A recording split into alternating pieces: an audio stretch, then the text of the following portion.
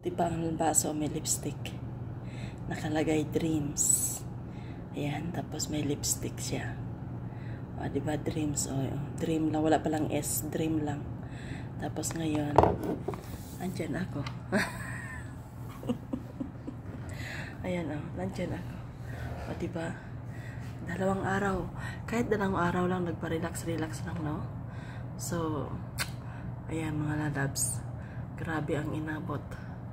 Pero kahit pa paano, sa loob ng dalawang araw, nakapag-relax ako, di ba? Hindi ako nakapagluto, gala kami maghapon, ligo kami maghapon, o ligo kami swimming pool, ligo kami sa dagat. Alam nyo ba, may sabihin ako sa inyo, naligo ako sa dagat tsaka swimming pool, may may bisita ako. Tapos, ang nakakatuwa nito, ito ang nakakatuwa nito, yung amo ko pa ang pinabili ko ng ng napkin. Sabi ko gano'n sa kanya, emergency of my life. Sabi ko, babagaling ka bang bakala? Sabi niya, bakit?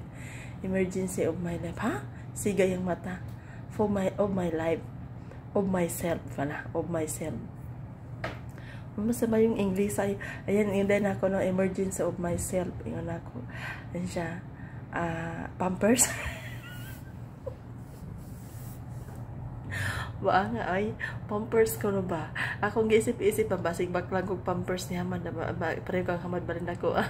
Pero matik na yun kasi alam na pag sinabing pampers, emergency of myself na ito kong giingon gabi eh. So, ayan. Ayan, binila, no? Buti pa yung baso, may dreams. Tapos may lipstick. Sana all may dreams tayo, no? So, baligi kapag kakuanggit sa akong kwano.